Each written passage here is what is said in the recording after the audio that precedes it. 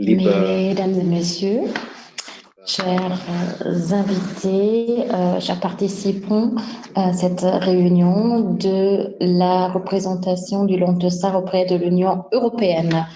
Donc, après 13 mois de pandémie, vous avez certainement dit, ouais, bravo, une invitation à une manifestation en ligne. Mais je suis très heureux que nous avons tous pris le temps donc de nous rencontrer donc de manière virtuelle aujourd'hui. Ceux qui nous connaissent et ceux qui connaissent très bien nos priorités donc de la représentation du Long-de-Sahara. Donc c'est premièrement donc la question de savoir comment nous pouvons donc préserver et continuer donc à soutenir certaines branches donc industrielles donc en Allemagne et ceci toujours lié à la question très intéressante de la coopération transfrontalière avec tous ces défis mais également toutes ces opportunités qu'elle offre. Et la troisième priorité de notre travail, c'est la thématique de la numérisation. Donc pour nous, donc c'est plus que seulement quelque chose qui est à la mode, c'est une thématique très importante dans tous les domaines de travail de notre politique du long. Et nous voulons concrètement donc avec vous discuter cela à Bruxelles, donc sur le plan européen, des étapes techniques ainsi qu'administratives liées à cela.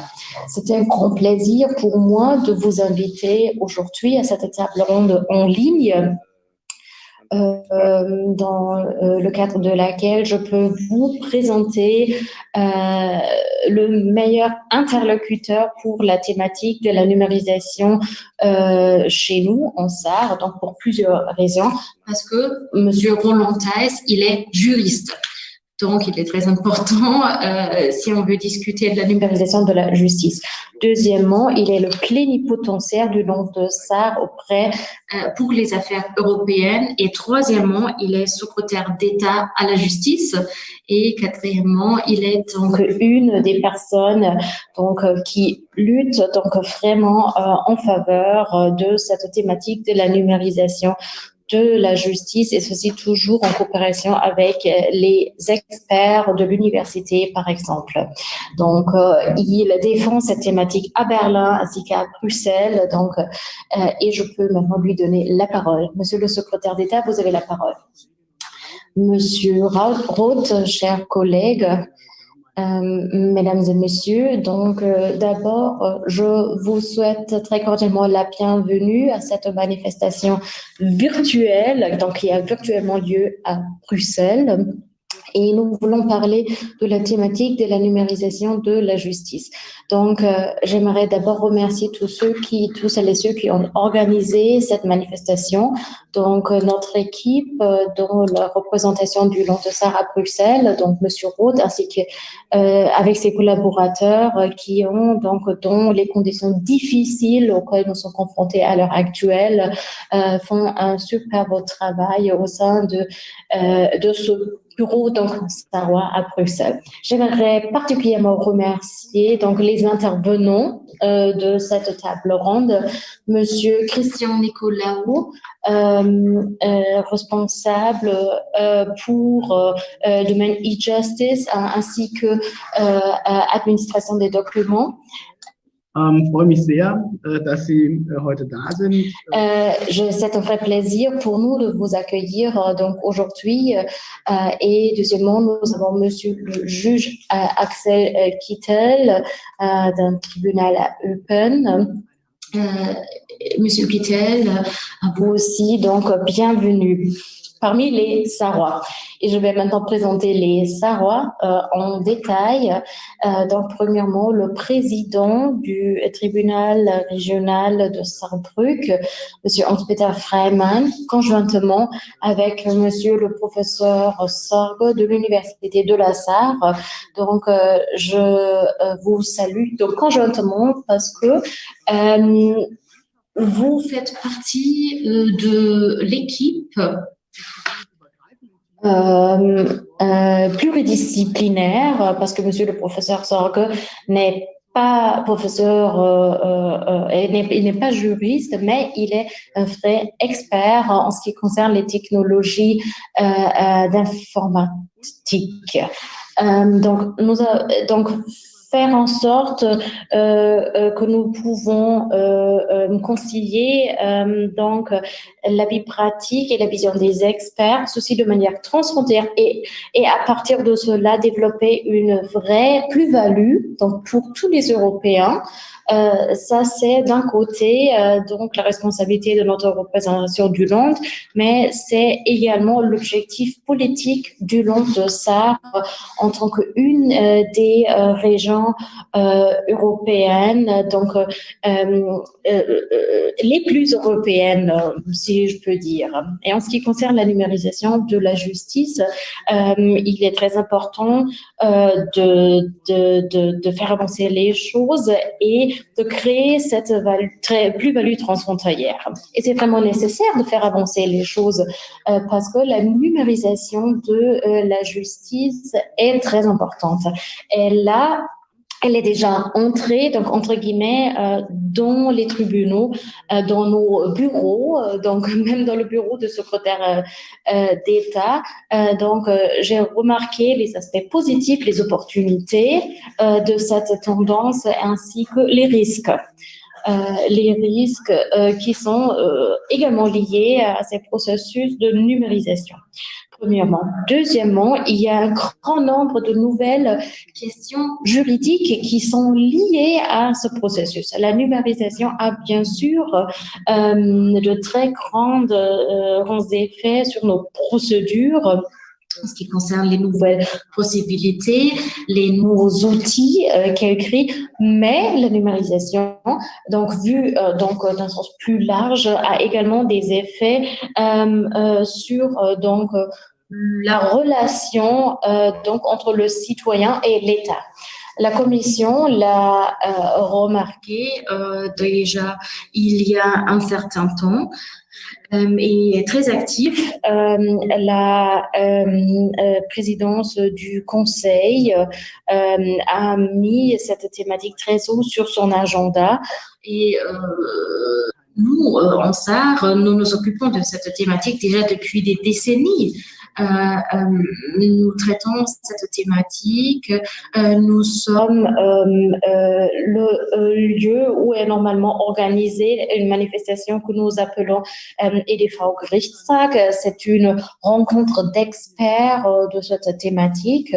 Nous avons avec la chaire de l'Institut, avec la chaire d'informatique juridique à SAR, de grandes personnalités, comme par exemple Monsieur le professeur Sorg.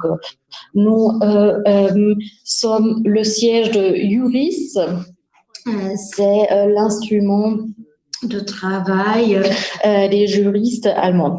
Nous pouvons donc dire Saarbrück est vraiment un lieu phare en ce qui concerne la numérisation de la justice en Allemagne et en Europe. Nous avons conjointement avec l'Université de la Sarre, mais également avec ceux qui travaillent dans le domaine pratique de la justice, nous avons essayé de faire avancer les choses en regardons des questions pratiques. Donc, c'est vraiment plus qu'un dialogue entre la science, les sciences juridiques, l'informatique et la pratique. Nous avons lancé beaucoup de projets ces dernières années qui ont également donc été cofinancé par le ministère fédéral de la Justice en Allemagne. Donc, par exemple, le projet que nous appelons Amtsgericht 4.0 avec 3 partenaires, l'université, les représentants donc des tribunaux, comme par exemple Monsieur Bernhard Clasen du tribunal d'instance à Hambourg, qui participe très activement à ce projet, ainsi que les collègues du ministère de la Justice, de l'administration donc de la justice en Sarre. Ce projet est également lié à un autre projet, également cofinancé par le ministère fédéral de la Justice, qui traite la thématique de la pratique numérique dans le tribunal. Et je pense qu'on peut vraiment dire, Monsieur Freimann, c'est un projet phare en Allemagne. Et donc, ce savoir, nous souhaitons le faire avancer et nous échanger avec vous, sachant que l'Allemagne, et nous, en tant que Sarah, nous pouvons apprendre beaucoup des choses en regardant les expériences que vous avez faites dans d'autres États membres de l'Union européenne. Vous avez peut-être déjà fait des expériences que nous pouvons intégrer dans notre travail. Donc, j'attends avec impatience cet échange, ce débat, et je vous en remercie cordialement de participer à cette table ronde à l'heure où on fait normalement la pause de midi. Donc, merci et encore une fois, merci beaucoup à nos collaborateurs à Bruxelles qui ont organisé tout cela. Christophe, tu as la parole maintenant. Oui, merci beaucoup, cher Roland. J'aimerais maintenant lancer l'échange d'experts sur la thématique de la numérisation de la justice. Je vais directement donner la parole à Monsieur le professeur Sorge ainsi que Monsieur Peter Freimann qui vont nous présenter les bases de leur projet de recherche, les premiers problèmes qu'ils ont trouvés et où il pourrait y avoir des interfaces, donc entre guillemets, avec cette offensive de numérisation de la Commission européenne.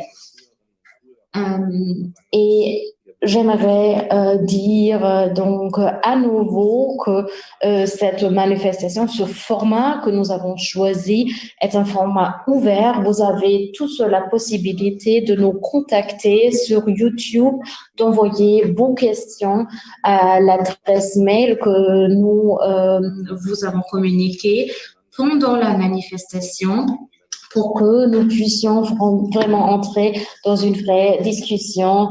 Et je pense que comme ça, nous aurons bien donc passé le temps de la pause de midi.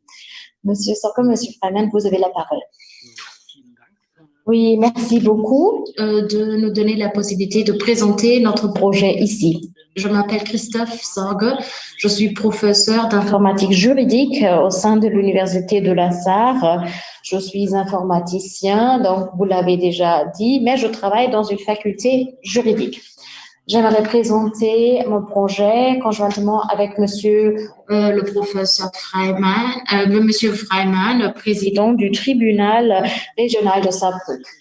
Donc, quel est le point de départ de notre projet? Donc, nous savons tous, nous avons la pandémie de Covid-19, nous devons faire avancer la numérisation, mais nous souhaitons voir cela d'une façon positive et voir cela en tant que de lancement pour faire avancer les choses par rapport à la numérisation.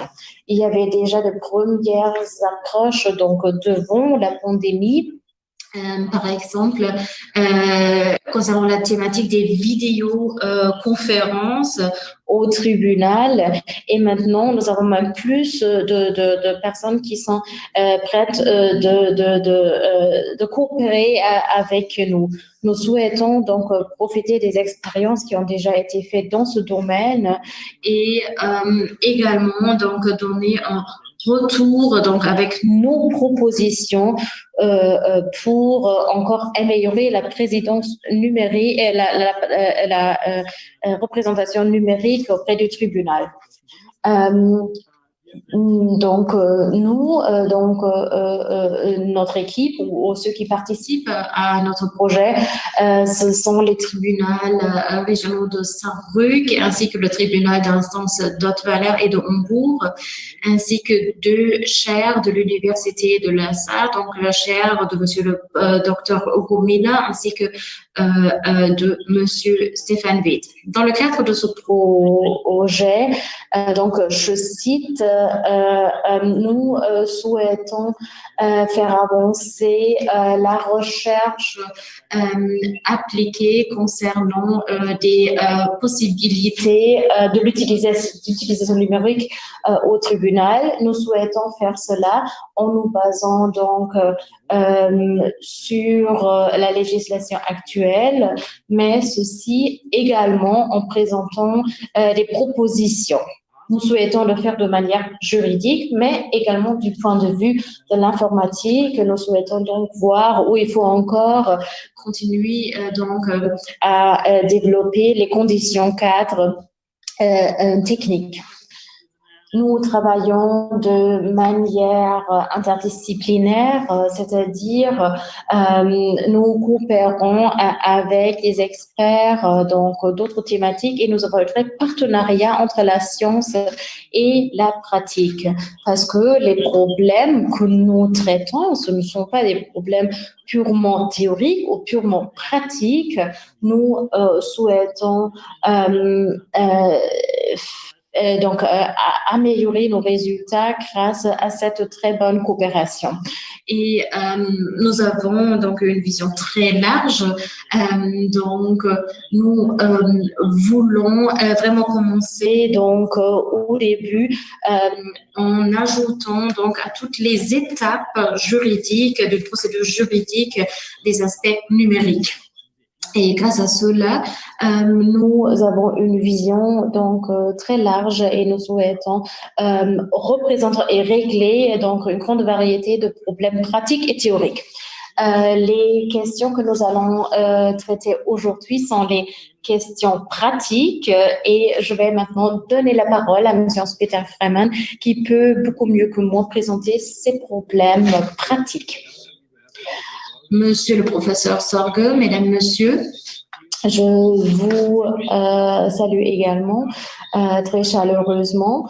Vous le savez déjà, je m'appelle Hans-Peter Freimann, je suis le président du tribunal régional de Saarbrück et je suis également responsable pour les tribunaux d'instance donc qui font partie de ce tribunal régional.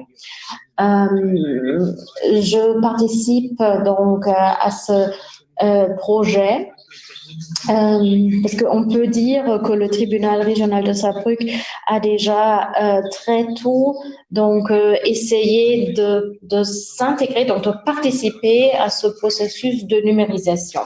On pourrait dire nous avons 3 priorités dans le cadre de la numérisation de la justice. C'est d'un côté le dossier électronique, la transmission d'informations électroniques et la communication juridique d'un point de vue global. Et dans tous ces 3 domaines, nous avons des projets pilotes. Nous avons par exemple un projet pilote, donc une phase test en ce qui concerne la thématique du dossier électronique.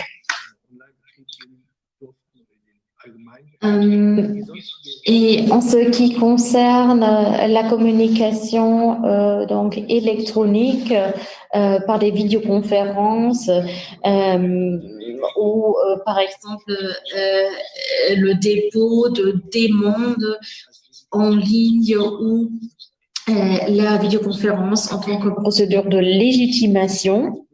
Parce que vous savez qu'en tant que citoyen, il faut souvent donc se légitimer et vous connaissez cela du domaine des banques. Et en ce qui concerne cela, nous présentons la question de savoir si on pourrait utiliser cela dans le cadre de procédures juridiques.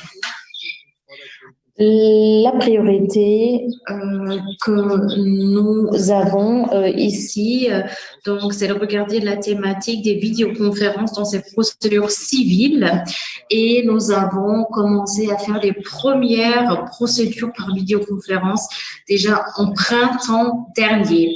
Nous étions parmi les premiers en Allemagne qui ont utilisé donc cette technologie. en faisant en sorte que nous avons utilisé donc des procédures que vous connaissez du domaine privé, comme par exemple Skype ou d'autres procédés que vous utilisez certainement dans le domaine privé. Nous avons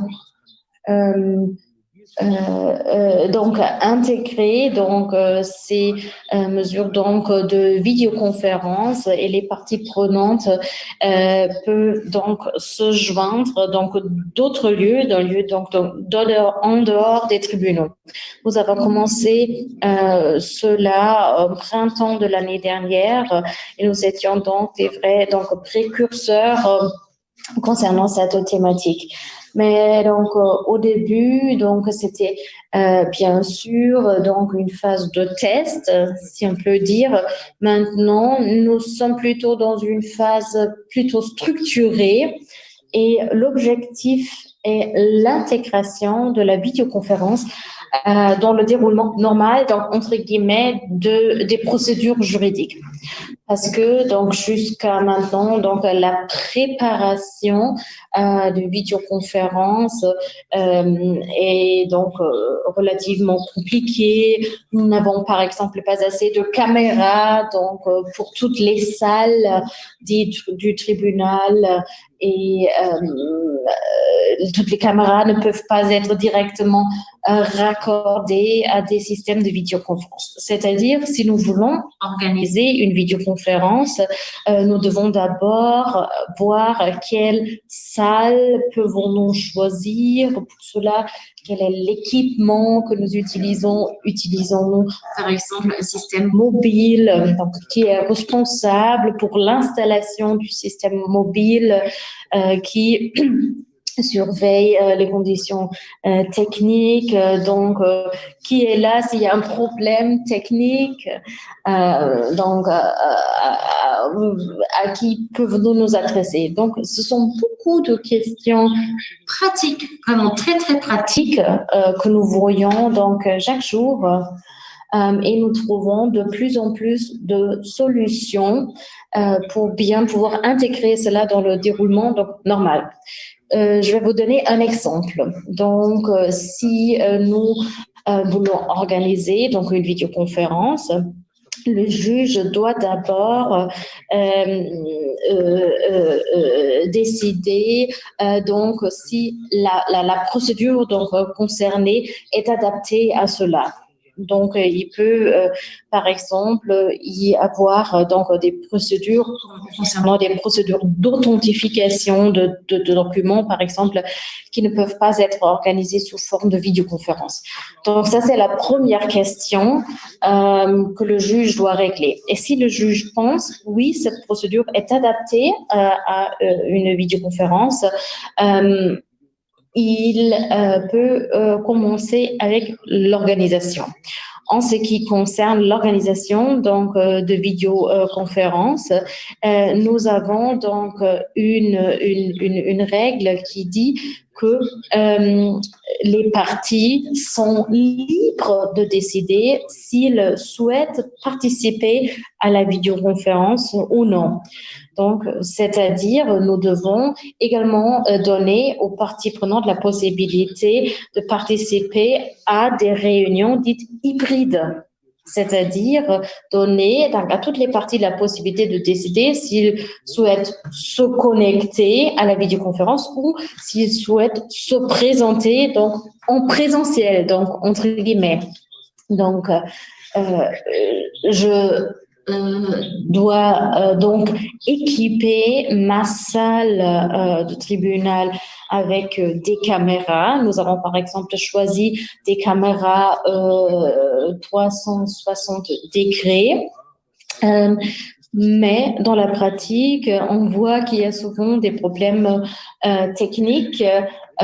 Si on remarque, par exemple, que la table du juge donc est trop haut et comme ça, la caméra ne peut pas réagir parfaitement et il faut régler les petits problèmes techniques. Ou un autre problème,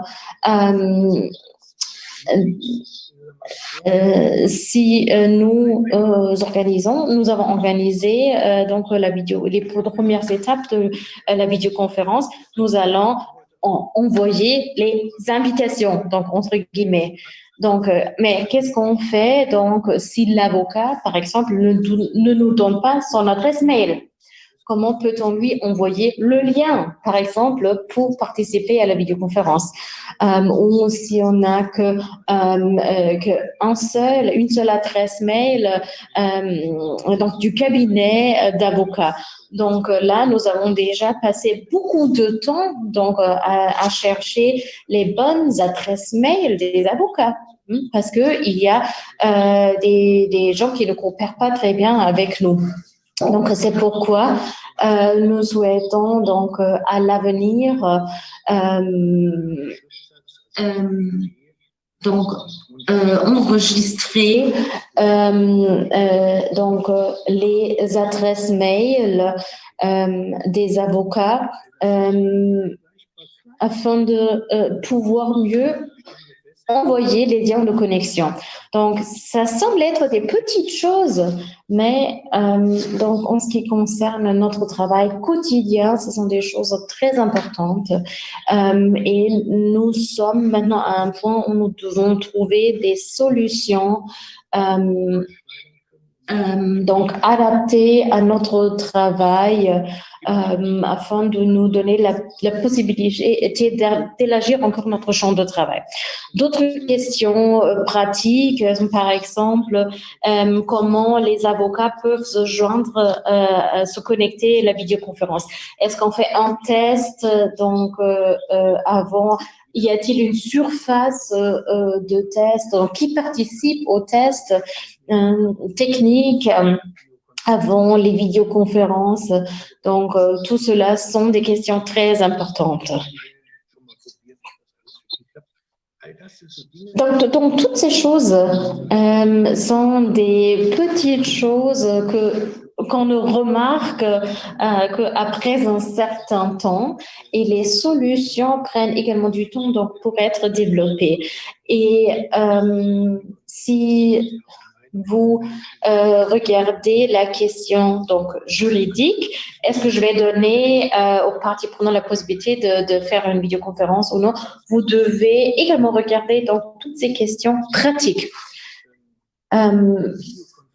En conclusion, donc l'utilisation de vidéoconférences de A à Z, c'est-à-dire du début donc des travaux préparatoires jusqu'à la fin des procédures doivent très bien être réglées.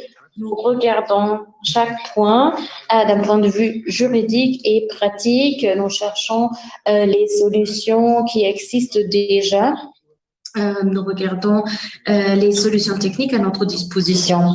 Et à la fin, nous pouvons peut-être élaborer une sorte de modèle à offrir donc pour aider les autres tribunaux qui rencontrent certainement les mêmes problématiques que nous. En ce qui concerne le déroulement du projet, nous souhaitons traiter les questions de manière empirique en coopérant toujours étroitement avec le champ de la pratique. Donc déjà hier, donc j'ai par exemple discuté avec le président de l'association des avocats du Lamtosa. Donc il faut bien sûr faire participer les avocats, mais nous sommes également en contact avec des associations d'interprètes. S'il s'agit, par exemple, de manifestations plurilingues, nous sommes en contact avec des experts. Parce que beaucoup d'experts donc qui se prononcent dans les cadres de procédures juridiques sont disponibles, mais qu'en est-il par rapport aux experts qui sont loin de l'ASAR? Donc souvent ces personnes ne disposent pas de l'équipement nécessaire et il est souvent très difficile donc de trouver une date pour des procédures donc en présentiel. Mais grâce à des vidéoconférences, il est beaucoup plus facile donc de faire participer un expert qui est très loin donc de la SAR et ça se passe donc toujours très bien, les présentations des experts. Les associations des interprètes sont très importantes pour nous, je l'ai déjà dit, mais l'échange transfrontalier est très bien adapté donc à l'idée de la vidéoconférence. Donc, les vidéoconférences ont un vrai avantage dans notre travail transfrontalier. Nous avons déjà, depuis certaines années, un partenariat très étroit avec le tribunal d'instance de Sarreguemines en France. Nous sommes donc dans un dialogue transfrontalier et nous pensons également donc à inviter des partenaires belges ou luxembourgeois afin de collecter nos expériences de manière transfrontalière. Parce que chaque pays donc a ses particularités et en ce qui concerne les vidéoconférences, il est très très intéressant de s'échanger avec des collègues d'autres pays.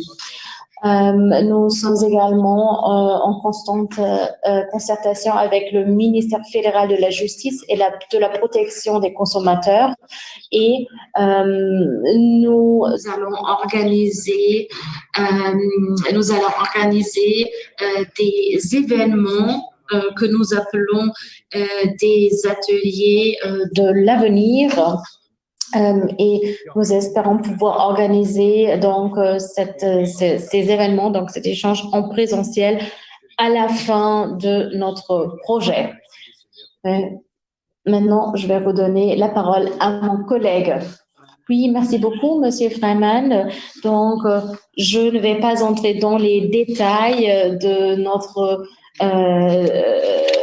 notre travail, mais je me permets donc de vous donner quand même quelques informations. Nous avons nous avons prévu plus que 600 000 euros donc de fonds donc pour notre travail pour 3 années et vous l'avez déjà dit, nous sommes en échange étroit avec des acteurs importants au niveau du Land ainsi que de l'Allemagne entière. Permettez-moi de vous dire quelques mots concernant mes priorités de recherche dans le cadre de ce projet. C'est la thématique de l'identification des parties prenantes. Il y a un règlement européen concernant l'identification qui s'appelle IEDAS, qui est souvent donc utilisé dans le domaine des droits de trafic, mais également en ce qui concerne la coopération avec les banques ou les assurances. Donc, et là, on distingue entre les différents niveaux de sécurité de l'identification en ligne. Et pour moi, il est très important donc de mettre cela dans le contexte de vidéoconférence, parce que on pourrait utiliser des technologies existantes, mais on peut également ajouter une identification donc vidéo, donc ce que nous appelons la procédure d'identification vidéo. Donc, procédure d'identification par vidéo. Donc, pourquoi cela représente des problèmes si les banques font cela? Nous avons déjà tous vu, nous connaissons tous des films avec des acteurs donc qui ont déjà décédé. Donc, je vous dis cela donc pour montrer que on peut donc grâce à des recherches que nous faisons entre autres donc à Saarbrück avec des moyens d'experts, donc présenter des personnes dans des vidéos qui ne sont pas des personnes réelles. Et on peut toujours mieux le faire donc en direct, et ce ne sont plus que des experts qui sont capables de le faire. L'Office fédéral de la sécurité dans les technologies de l'information a attiré notre attention donc à cette problématique il y a depuis quelques années. C'est pourquoi il se pose la question de savoir si cette identification par vidéo est vraiment donc adaptée donc à tous les contextes. Je pense que cette discussion est encore une discussion un peu loin donc de la pratique. On n'a pas vu beaucoup de cas où cela a joué un rôle important, mais il y en a quand même. Donc, il y a déjà eu des gens qui, à l'aide d'un système d'identification par vidéo, ont par exemple pu créer des comptes auprès de banques. Donc, la question qui se pose du point de vue de l'informatique est comment peut-on éviter de telles vidéos donc incorrectes dans le cadre de vidéoconférences. Comment peut-on faire cela grâce à des moyens techniques? Donc, si une des parties prenantes se trouve dans le tribunal, donc là il n'y a aucun problème, mais nous travaillons donc également avec des gens qui nous disent à l'heure actuelle, l'identité des parties prenantes n'est que rarement un problème. Donc, il n'y a pas souvent des personnes donc, qui envoient, par exemple, leurs frères et sœurs pour participer donc, à une procédure juridique. Mais dans 5 ans, par exemple, si nous utiliserons plus de vidéoconférences, la situation sera peut-être une autre. La question va donc aller des sciences dans la pratique et de retour dans la sphère des sciences. Et nous souhaitons donc pouvoir faire de frais avancés en ce qui concerne les vidéoconférences. Et nous sommes toujours très heureux de recevoir un retour de votre part. Nous souhaitons rester en dialogue avec vous et nous vous remercions de votre attention. Oui, merci beaucoup, Monsieur le professeur Sorge, Monsieur Freiman, pour cette présentation dans le cadre de laquelle vous avez présenté des défis pratiques ainsi que théoriques. Je pense que ceci est très important pour nous, donc de voir la problématique d'un point de vue pratique et théorique en même temps. Donc, permettez-moi donc de profiter donc de l'occasion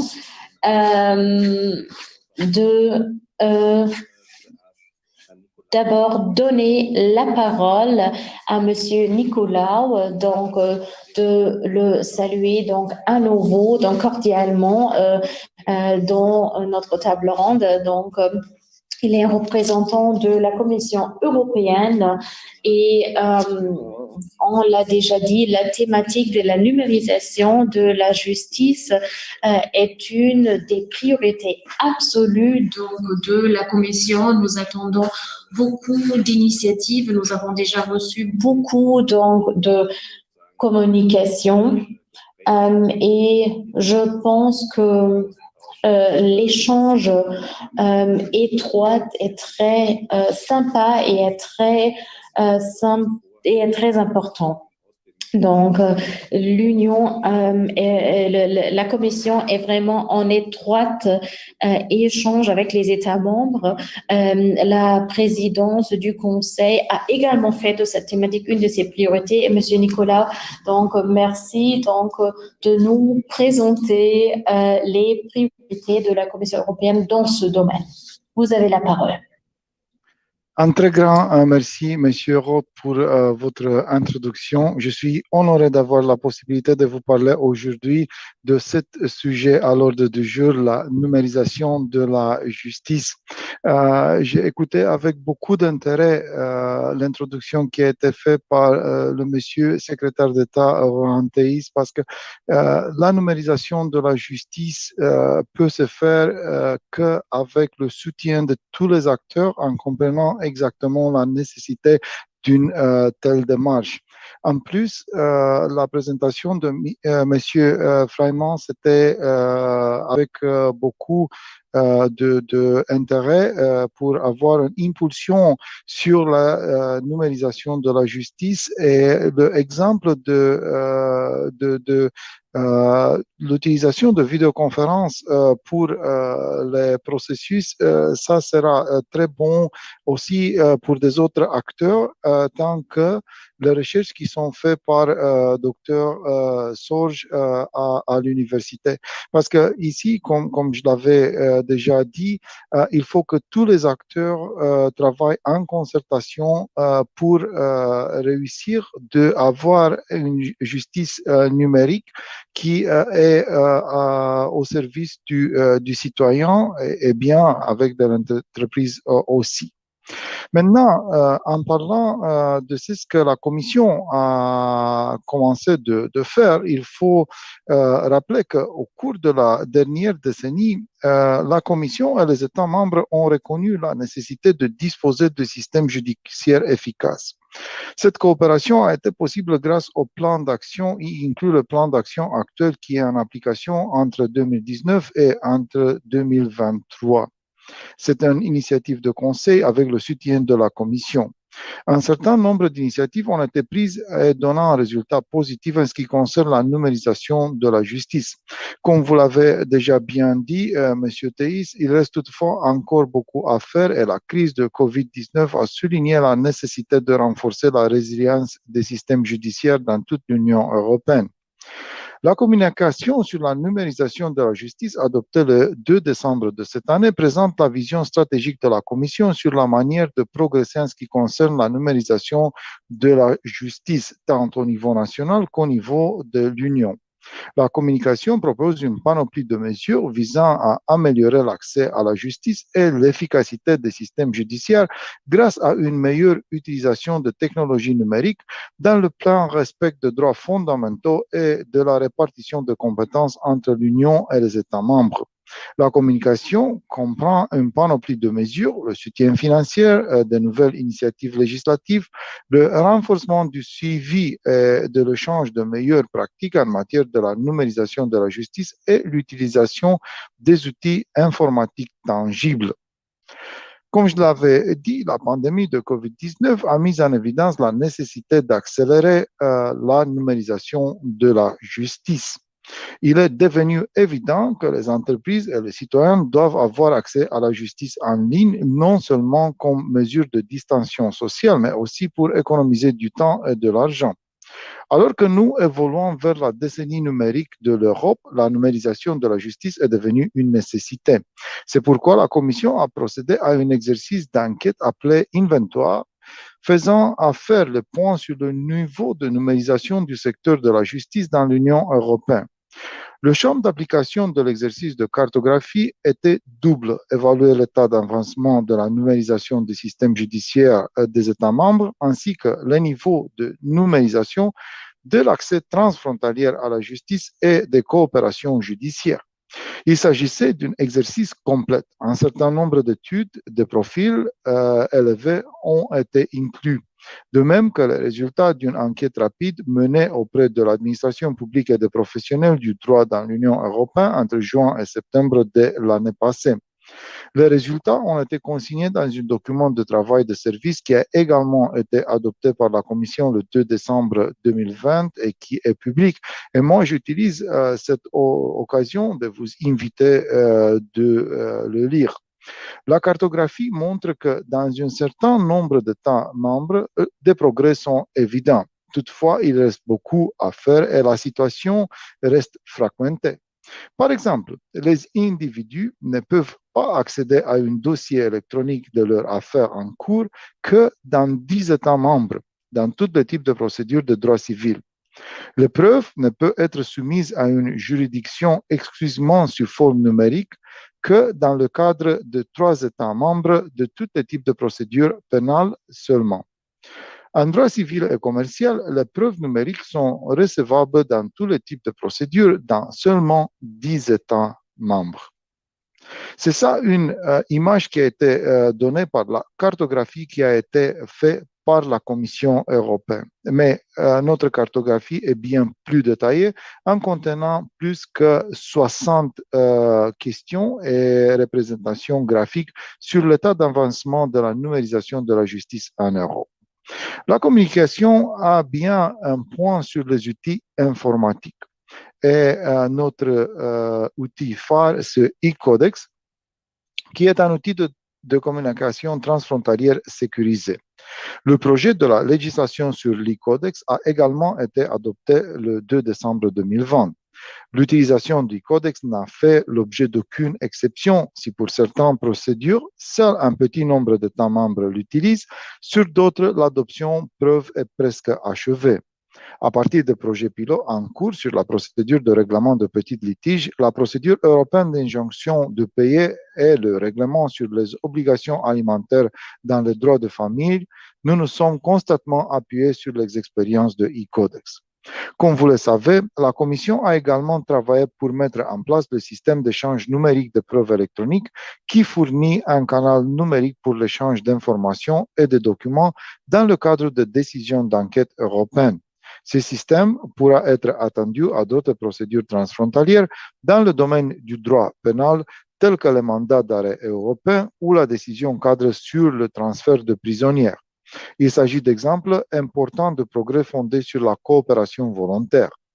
Le règlement en matière civile ou commerciale récemment adopté sur la signification et la notification dans les États membres des actes judiciaires et extrajudiciaires et pour l'obtention de preuves ont introduit pour la première fois un canal de communication électronique obligatoire entre les autorités nationales compétentes et ont rendu possible une signification ou notification électronique directe aux parties à une procédure judiciaire. Ainsi, les demandes de signification ou de notification des actes du collecte de preuves d'une juridiction et d'une autorité compétente à une autre seront transmises d'une part à une autre par la frontière et par l'intermédiaire du système informatique décentralisé. Les procédures sur support papier ne seront utilisées que dans des circonstances exceptionnelles. La Commission s'emploiera à améliorer la coopération entre les diverses agences, organes et organismes de justice et des affaires intérieures de l'Union européenne et les autorités nationales compétentes. La Commission présentera, entre autres, une proposition législative sur les échanges sur les affaires de terrorisme transfrontalières numériques, ainsi qu'une proposition législative relative à une plateforme de collaboration des équipes communes d'enquête, Joint Investigation Teams. Mon espace e-justice, My e-Justice Space. La Commission créera une série de liens vers le service électronique national fourni par les autorités judiciaires et les administrations publiques sur le portail e-Justice. Par la suite, la Commission fournira un point d'accès à l'échelle de l'Union européenne pour faciliter l'accès à la justice dans des procédures transfrontalières de l'Union européenne, en particulier en ce qui concerne les petits litiges européens et les injonctions de payer européens. Mais il faut faire plus. S'appuyant sur les expériences du e-Codex et tenant en compte de la numérisation dans l'Union européenne, la Commission entend veiller à ce qu'un canal de communication numérique soit disponible entre les autorités nationales compétentes dans le cadre des procédures transfrontalières, tant civiles que pénales. Avec cette approche, nous avons l'intention de franchir une nouvelle étape par rapport au caractère volontaire actuel de la justice en ligne afin de garantir que le canal numérique soit disponible pour les procédures transfrontalières dans tous les États membres. L'initiative visera également à améliorer l'accès à la justice et permettant aux citoyens et aux entreprises de disposer et de suivre en ligne les plaintes dans le cadre des procédures civiles et pénales pertinentes. Nous devons veiller à ce qu'il n'y ait pas d'obstacle de l'utilisation et de l'acceptation de documents sous forme électronique dans le cadre des procédures transfrontalières. Cela devra s'appliquer tout au long des procédures jusqu'à leur achèvement. Les preuves électroniques doivent également être recevables. En ce qui concerne la numérisation de la coopération judiciaire transfrontalière, l'un des défis de la numérisation des canaux de communication et de la mise à disposition de portails en ligne aux citoyens est la nécessité de réglementer l'utilisation des signatures cachées et identités électroniques. Déjà aujourd'hui, le domaine de la justice peut être couvert par des services de confiance et le cadre d'identification électronique mis en place par le règlement eIDAS, mais les dispositions juridiques appropriées doivent être mises en place en œuvre et l'acquis en matière de coopération judiciaire. En outre, de nombreux citoyens ne possèdent toujours pas d'identité électronique nationale pour un certain nombre de raisons.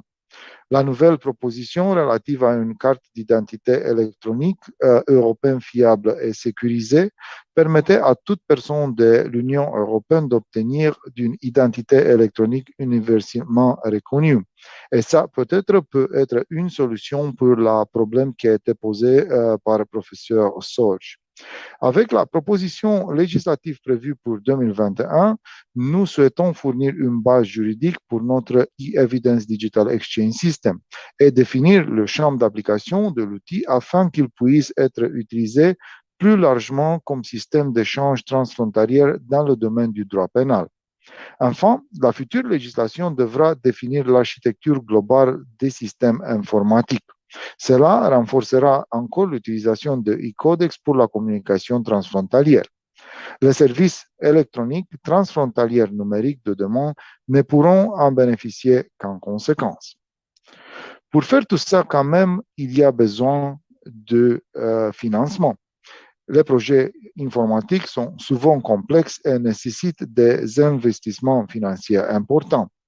Par le passé, la Commission a déjà démontré son engagement à soutenir la numérisation de la justice, par exemple dans le cadre du mécanisme pour l'interconnexion en Europe, Connecting Europe Facility, et au moyen d'un soutien au renfort des capacités au titre du programme d'appui à la réforme structurelle, Structural Reform and Support Program.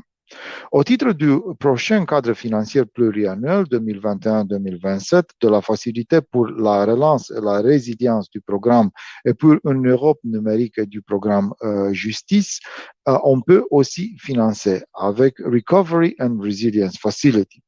Comme vous pouvez constater, la Commission a l'intention de rester déterminée à soutenir la numérisation de la justice. Et maintenant, je pense que c'est le moment où je vous invite à poser des questions et aussi, je vous remercie beaucoup pour avoir cette opportunité de vous présenter la communication de la Commission sur la numérisation de la justice. C'est à nous de vous remercier, Monsieur Nicolaou. Grand merci. Vielen Dank für Ihre Ausführung und Ihre Präsentation. Oui, nous vous remercions, Monsieur Nicolas. Merci pour votre présentation. Comme nous n'avons plus beaucoup de temps, donc si vous êtes d'accord, Monsieur Nicolas, je me permettrai de donner la parole à Monsieur Kittel, représentant de la Belgique.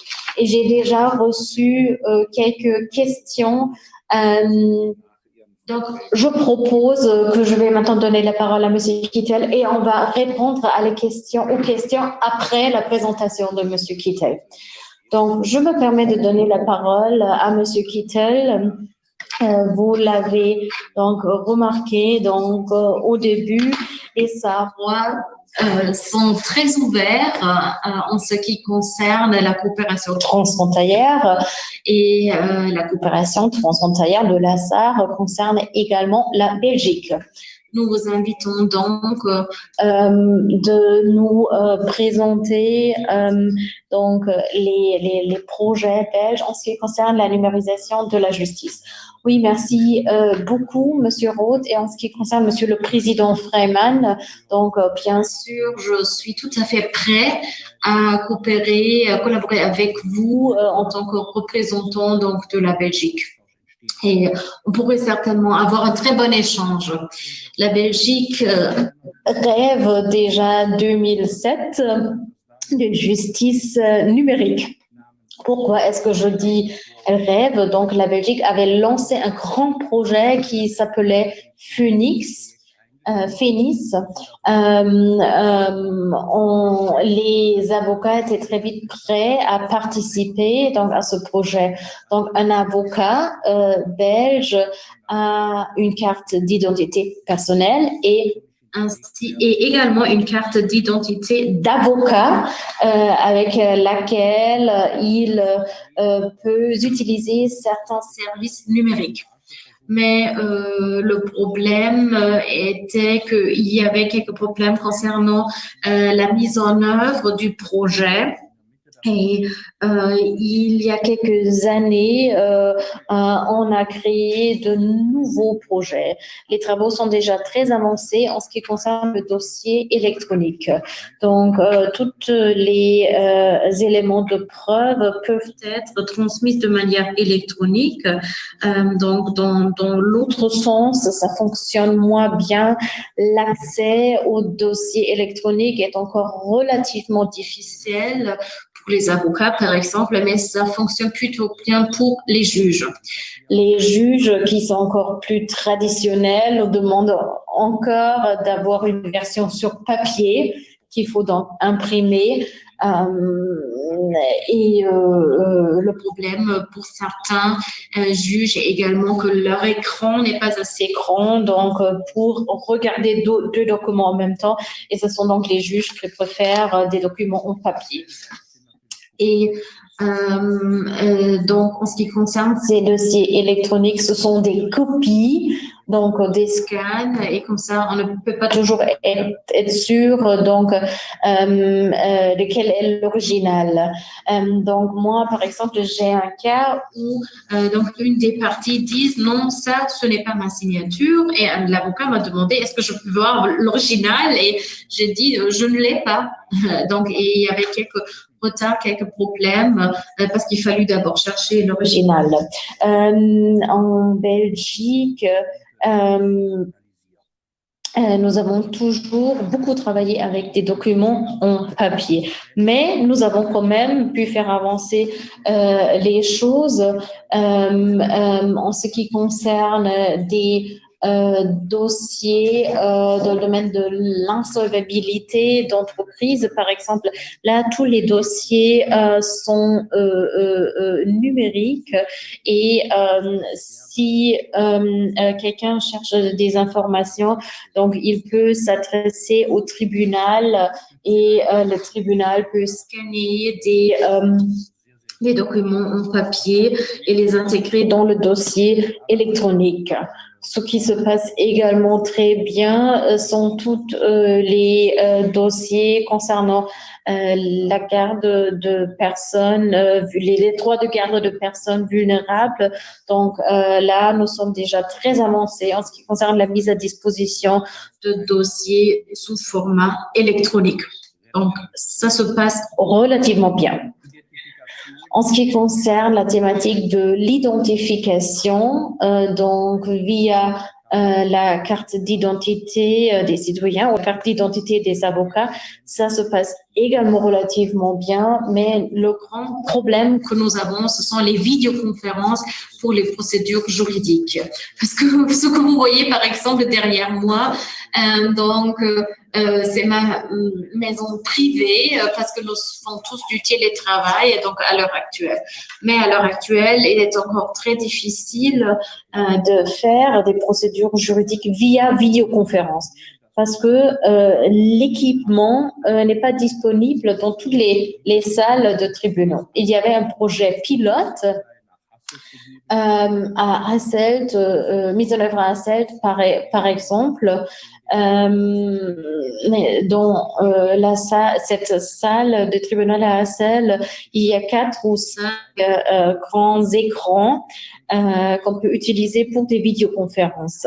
Et les interpellés peuvent, par exemple, à Hasselt, utiliser leur propre écran, leur caméra, et les juges Donc, de l'autre côté, peuvent voir ce qui se passe donc en direct.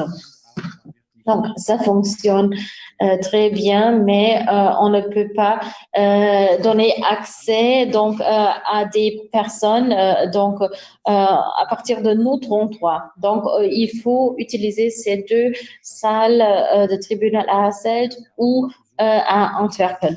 On a également d'autres salles de tribunal qui sont équipées avec l'équipement nécessaire, mais un très grand des avantages, c'est que les juges qui doivent prendre des décisions par rapport à la détention ou non d'interpellés ne sont plus confrontés donc en présentiel avec les interpellés.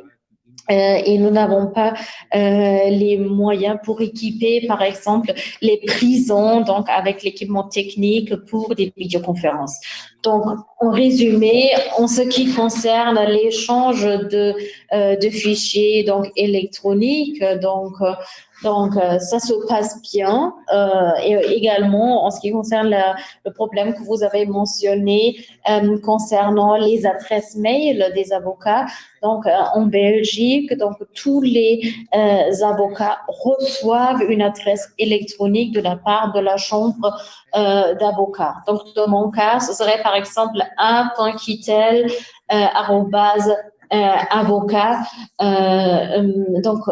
En tant que juge, si je veux contacter un avocat, je peux le faire facilement, donc grâce à cette adresse mail qu'il reçoit de la part de la chambre des avocats. Donc les chambres d'avocats ont très bien réglé cela. Je l'ai déjà dit, je peux mettre à votre disposition donc une présentation PowerPoint par rapport à cela, parce que le problème que nous avons donc encore concernant l'accès donc au jugement, c'est que nous avons de très grands problèmes pour anonymiser les dossiers. Donc, ceci en tant que synthèse donc, de la situation en Belgique, et je suis prête à répondre à vos questions, si vous le souhaitez. Merci beaucoup. Et également, merci beaucoup donc, de nous avoir proposé d'envoyer un PowerPoint. J'avais déjà discuté cette thématique à Monsieur Nicolaou, donc souvent pendant les tables rondes, on demande est-ce que les présentations faites peuvent être mises à disposition des autres participants. Donc, je vais le faire volontiers et je me permets également de dire que cette manifestation est enregistrée. Donc, si vous avez des acteurs intéressés dans vos régions, vous avez la possibilité de les inviter à suivre donc la manifestation qui a été enregistrée donc plus tard. J'ai reçu 2 questions que j'aimerais vous présenter. Donc, Madame Wojcik, Christina Wojcik pose la question suivante. Quel système de conférence sont utilisés donc dans vos institutions? Donc, je pense que elle ne parle pas donc du système que nous utilisons maintenant, mais que vraiment les systèmes que vous utilisez dans vos institutions. Donc, en Belgique, le ministère de la Justice a mis à notre disposition Webex. Donc, toutes les vidéoconférences juridiques, donc, entre guillemets, sont faites via Webex en Belgique. Monsieur Freiman, monsieur le professeur Sorge. Oui, donc je vous l'avais dit au début, nous avons des systèmes différents. Nous avons le système donc, qui est utilisé entre les tribunaux, c'est-à-dire un système que j'aimerais appeler court to court. Donc là, il y a différentes entreprises. Je ne vais pas en citer les noms. Nous les avons déjà depuis longtemps, mais ils sont relativement compliqués. C'est pourquoi nous utilisons de plus en plus les systèmes core to private, donc Webex, Skype, par exemple. Et ces systèmes ont le très grand avantage qui offrent une certaine souplesse. Et nous utilisons donc ces outils très souvent, donc Webex par exemple, mais nous sommes en train d'adapter les programmes plus à nos besoins. Donc, en ce qui concerne Webex, par exemple, là, on ne peut pas ouvrir une salle de conférence donc disponible à tous. Nous devons organiser les différentes réunions. Mais nous souhaitons créer donc dans notre système une salle donc de tribunal dans lequel entre les parties prenantes les uns après les autres. Et donc cet autre programme dont je ne vais pas citer le nom donc offre donc la possibilité de créer donc une salle d'échange et il a une chose comme une salle d'attente où les gens peuvent attendre avant d'entrer. Vous pensez par exemple aux caméras de 360 degrés. Monsieur Kittel l'a déjà dit. Si on pense à une salle de tribunal, donc vous souhaitez toujours voir tout ce qui est dans la salle.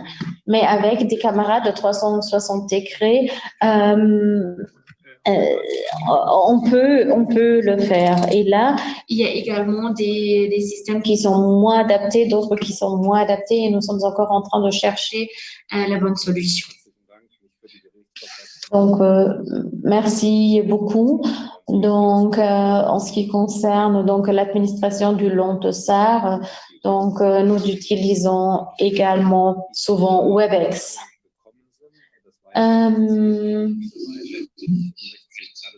Je me permets donc de dire comment donc c'est très bien de voir qu'il y a des vraies questions qui sont que nous recevons. Je propose donc de prendre encore quelques minutes pour répondre à ces questions.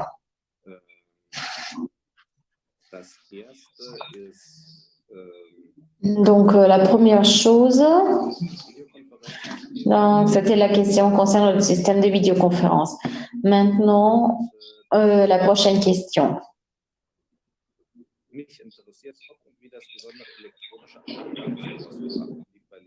Donc, est-ce que la boîte postale d'avocat fait partie des réflexions, de vos réflexions? Qu'est-ce que vous pouvez dire par rapport à cela? Donc, je me permets donc de répondre. Donc, la boîte postale d'avocat, donc entre guillemets. Donc, nos efforts dans le domaine de la communication juridique électronique sont déjà bien avancés. Mais il doit dire que ce serait bien que si on pouvait utiliser donc un calendrier donc pour y entrer donc une date et le lien sera envoyé directement. Donc ça serait la solution parfaite à mon avis. J'ai bon espoir que ça va bien fonctionner. Nous savons que le système avait quelques problèmes au début. donc du côté des tribunaux ainsi que du côté des avocats, mais je pense quand même que nous sommes donc sur un bon chemin donc en ce qui concerne cette question de la boîte postale des avocats. Merci beaucoup, Monsieur Freiman. Donc une autre question de Madame Pauline Groß. Je pense que Monsieur Sorge souhaite répondre à la dernière question. Oui, si je peux ajouter, vous l'avez déjà dit, il y avait de grands problèmes techniques au début.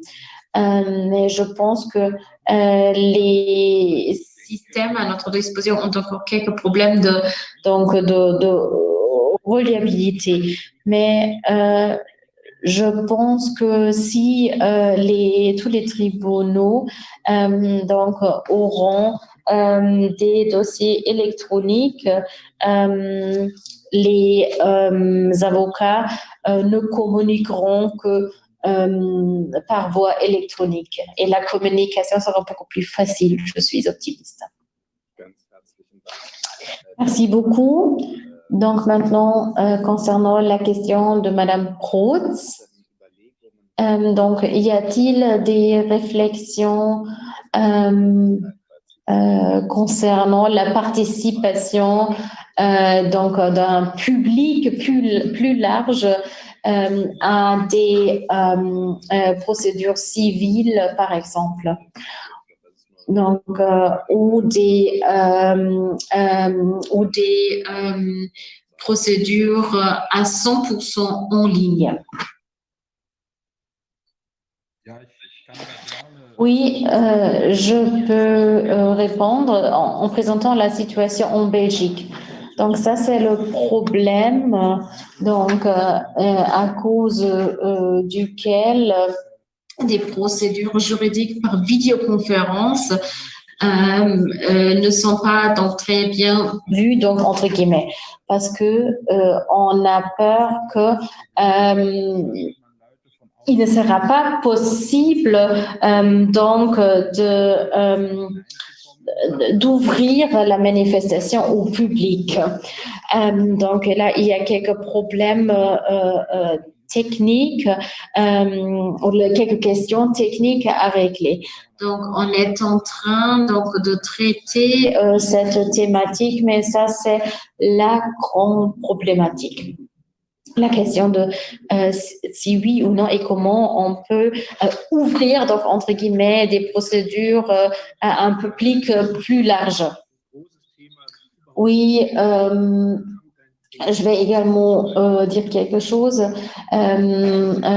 parce que dans la loi allemande donc, sur l'organisation de la justice, il est également dit, et je pense que c'est la même chose dans d'autres pays européens, que les procédures doivent être ouvertes au public. Donc, en Allemagne, on ne peut pas donc admettre cela dans le cas de transmission donc électronique, c'est-à-dire les vidéoconférences doivent être faites donc à partir de la salle du tribunal pour donner à tout citoyen qui le souhaite la possibilité de se rendre dans la salle du tribunal pour participer à la vidéoconférence à partir de cette salle. Mais il y a également des idées par rapport à des procédures à 100% en ligne, mais il y a les mêmes problèmes, les mêmes difficultés que vous avez présentées pour la Belgique.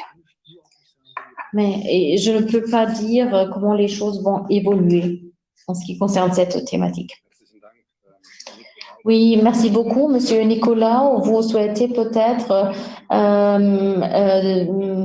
répondre donc, du point de vue donc, du niveau européen concernant cette thématique? Merci beaucoup, Monsieur Roth. En effet, la problématique de vidéoconférence, c'était largement débattu. C'est-à-dire, c'était un équilibre entre la facilité et aussi le droit du parti qui sont dans le tribunal. Maintenant, je pense que la question sera plus sensible dans le cas de matière.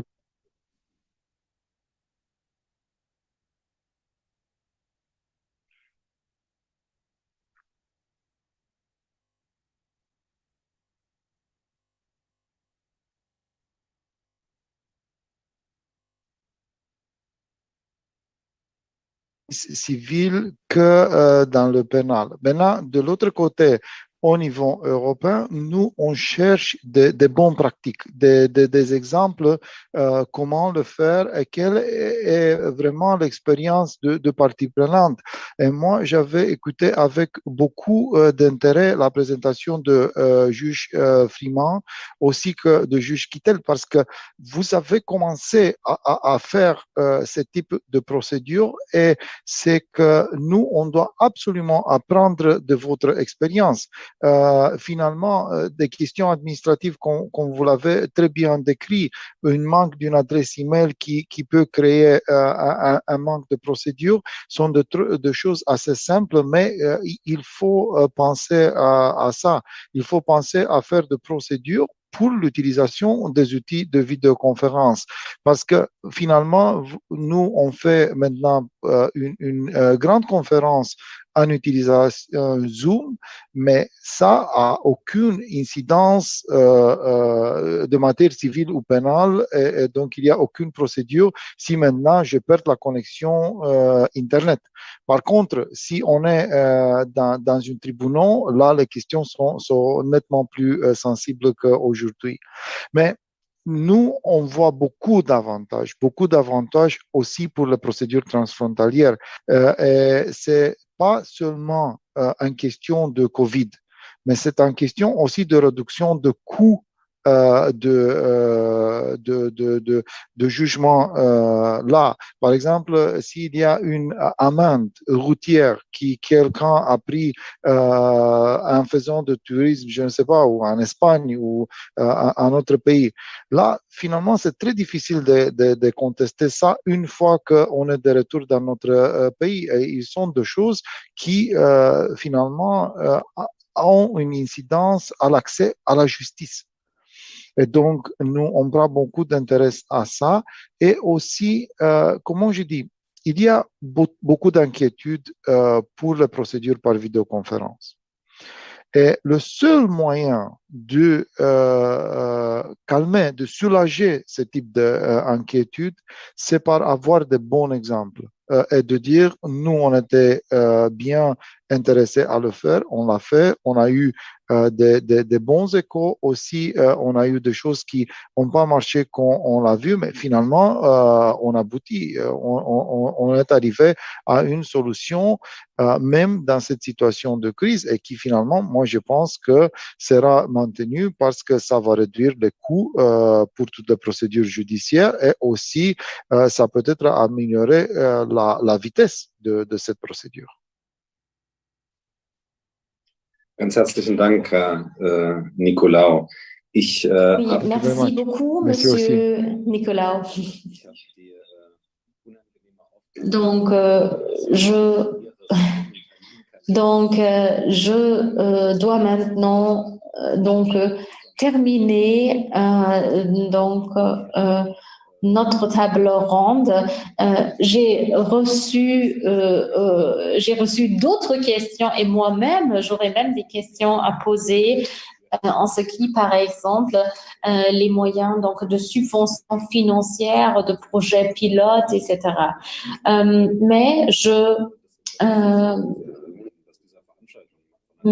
donc, vu le grand intérêt que le public a par rapport à ces questions, donc je propose donc que nous restons tous en contact et peut-être organiser une deuxième manifestation, un deuxième événement dédié à cette thématique. Parce que maintenant vous devez donc certainement donc tous quitter donc la table ronde. Une dernière question. Y a-t-il encore une thématique ou une question? Donc je pense par exemple que vous souhaitez poser à Monsieur Nicolaou, donc en tant que représentant de la Commission. Y a-t-il une question que vous souhaitez poser à Monsieur Nicolaou avant la fin de la manifestation? Oui, donc je me permets de prendre la parole. Je pense que ce serait très bien si on pourrait avoir une sorte d'interlocuteur au sein de la représentant la Commission européenne. Donc quelqu'un qu'on pourrait appeler ou contacter par vidéoconférence pour se concerter sur certaines choses. Donc déjà avoir donc cette première possibilité de s'échanger aujourd'hui, c'était très important, et de voir que Monsieur Nicolaou est vraiment fasciné par la thématique et est très actif et très sympa. Donc c'est très agréable de voir cela. Donc si vous le permettez, on va continuer donc à vous contacter, Monsieur Nicolaou, parce que vous voyez qu'il y a beaucoup de choses qui se passent dans ce domaine, donc dans notre région. Donc, chers participants, chères personnes qui nous ont suivis, donc je vous remercie d'avoir participé donc à cette table ronde et avoir présenté le vif intérêt que vous avez par rapport à cette thématique importante. Permettez-moi de remercier mon équipe, Madame Gaib à Bruxelles, Frau Zawicki, Frau Scheen, Madame Scheen, Monsieur Lauer, ainsi que tous nos partenaires de coopération, notre prestataire technique, l'entreprise Dialoghelden. J'espère pouvoir vous voyez donc à nouveau à Bruxelles ou à Saarbrück ou à Berlin, si vous le souhaitez. Donc, restez en bonne santé et on se verra donc à bientôt à Bruxelles ou à nouveau de manière virtuelle. Je vous remercie.